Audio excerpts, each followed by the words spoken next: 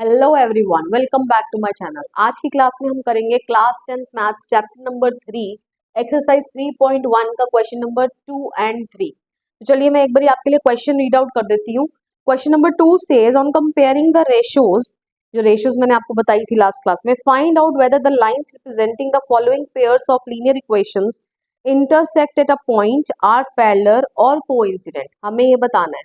तो चलिए मैंने आपको बताया था कि हम कैसे पता लगा सकते हैं बिना ग्राफिकली सॉल्व किए भी कि इनका क्या सोल्यूशन रहने वाला है।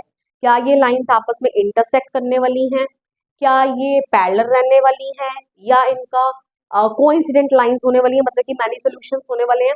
तो इनके एक बारी हम रिकॉल कर लेते हैं।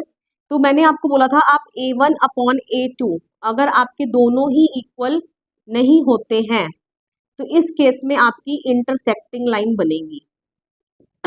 और अगर लाइंस इंटरसेक्ट कर गई तो कहने का मतलब इसका वन सोल्यूशन होने वाला है, वन सोल्यूशन होने वाला है। और इसको हम कंसिस्टेंट भी बोलते हैं। ठीक है, कि वो कंसिस्टेंट चेक करने के लिए दे दे, कंसिस्टेंट या इनकंसिस्टेंट। ये हमारा था रूल नंबर 1।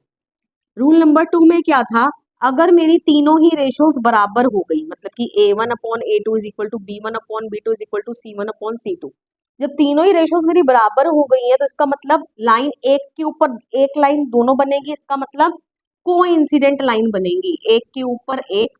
तो इसका मतलब इस केस में आपके मैनी सोल्यूशन होने वाले हैं, बहुत से सोल्यूशन होने वाले हैं, कोई एक सोल्यूशन नहीं होगा। एंड थर्ड केस था आपका, जहां आपका A1/A2 इक्वल होगा B1/B2 के, बट नॉट इक्वल होगा C1/C2 के। इस केस में आपकी पैरेलल लाइंस बनने वाली हैं, और अगर आपकी पैरेलल लाइंस बनेंगी तो इसका मतलब नो सोल्यूशन, क्योंकि वो लाइंस कहीं आपको इंटरसेक्ट नहीं करेंगी। तो इस केस में नो सोल्यूशन होगा, या हम इसको इनकंसिस्टेंट भी बोलते हैं। तो ये आपको रहना चाहिए आपके माइंड में। अगर आपको ये याद है तो फिर आपके लिए क्वेश्चंस करने मुश्किल नहीं है। तो चलिए क्वेश्चन नंबर 2 पर चलते हैं। मैं फटाफट से रेशियोज लिख लेती हूँ।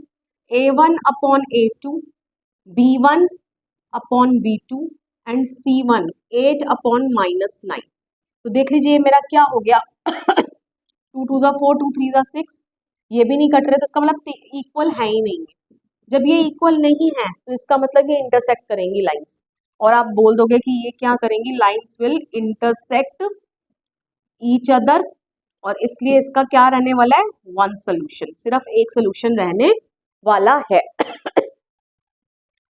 यहाँ पर मैं आपको एक बात ये बताना चाहूंगी कि अगर लेट सपोज यहाँ पर तो +8 जो कांस्टेंट है, मतलब कि C1 है, जिसके साथ कोई वेरिएबल नहीं है, यहाँ पर तो दोनों इस तरफ को है, जैसे +8 यहाँ पर है, -9 इधर को है। ठीक है, लेकिन अगर मैं यहाँ पर थोड़ा सा चेंज करती हूँ, यहाँ पर जैसे 5x - 4y + 8 इस तरीके से लिखा होता, लेकिन दूसरी इक्वेशन में 7x + 6y is equal to 9 लिखा होता। अब इस केस में जब A1/A2 B1/B2 तो आप निकाल लेंगे, लेकिन जब आप C1/C2 निकालेंगे तो आप सीधा ऐसे मत कर दीजिएगा कि ये 8 हो गया और ये 9 हो गया। तो ये नहीं आप करेंगे, आपको इन दोनों को एक जगह पर रखने की जरूरत है। अगर ये इज इक्वल टू के इस तरफ है तो इसको भी इज इक्वल टू के इस तरफ ले आइए, तो ये -9 होगा जब आप इसको इज इक्वल टू के इस तरफ ले आएंगे। या तो आप इसको भी उस तरफ ले जाइए, तो ये क्या हो जाएगा, -8 हो जाएगा अगर इसको उस तरफ को लेके जाते हैं। इस चीज का आपने ध्यान देना है, पेपर में इस तरीके से वो थोड़ा सा हेरफेर कर सकता है।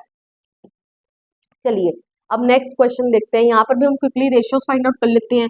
9/18, 3/6 एंड 12/24। देख लीजिए इन सबका आंसर कट के 1/2 ही आने वाला है। तीनों हो गई आपकी इक्वल। जब आपकी, तो आपको यहाँ लिख देना पड़ेगा इस तरीके से कि A1/A2 is equal to B1/B2 is equal to C1/C2। जब तीनों ही इक्वल है तो इस केस में कोइंसिडेंट लाइन बनेगी और मैनी सोल्यूशन आपके होने वाले हैं। तो चलिए नेक्स्ट क्वेश्चन पर जंप करते हैं, which is question number 3। And ये क्वेश्चन हमें क्या कह रहा है, मैं क्विकली आपके लिए एक बार रीड आउट कर देती हूँ। On comparing the ratios, again ratios ही कंपेयर करने के लिए बोल रहा है। Find out whether the following pair of linear equations are consistent और इनकंसिस्टेंट। क्या इनका सोल्यूशन जो है वो कंसिस्टेंट रहने वाला है या इनकंसिस्टेंट रहने वाला है। कंसिस्टेंट में के केस में वन सोल्यूशन, इनकंसिस्टेंट के केस में नो सोल्यूशन। इसका मतलब या ये होने वाला है या ये होने वाला है। तो चलिए क्विकली चेकआउट कर लेते हैं। तो A1 upon A2, B1 upon B2 and C1 upon C2।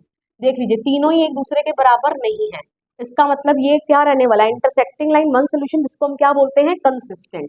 तो जो पूछा गया हम वो लिखेंगे, हम इस केस में क्या लिख देंगे, कंसिस्टेंट, और हम ये केस पहले यहाँ पर इस तरीके से लिख देंगे। अब आप जंप करते हैं थर्ड पार्ट पर।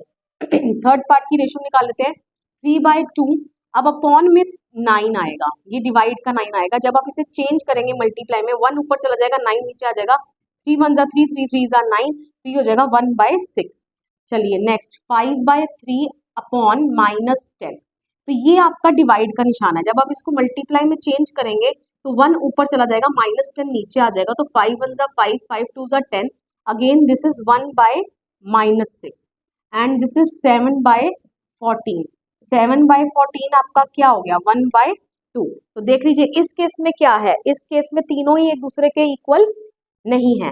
जब तीनों ही एक दूसरे के इक्वल नहीं है तो आपका क्या आंसर आएगा, अगेन कंसिस्टेंट। आप यहाँ पर क्या लिख देंगे, कंसिस्टेंट। कहने का मतलब ओनली वन सोल्यूशन। तो आई होप सो आपको वीडियो पसंद आया होगा। बाकी के जो पार्ट्स हैं वो आप होमवर्क में ट्राई कीजिएगा। वीडियो को दिल खोल कर शेयर कर दीजिएगा, लाइक कर दीजिएगा, सब्सक्राइब कर दीजिएगा मेरे चैनल को, और कमेंट करके बताइएगा वीडियो आपको कैसा लगा। मिलते हैं नेक्स्ट वीडियो में, टिल देन बाय बाय।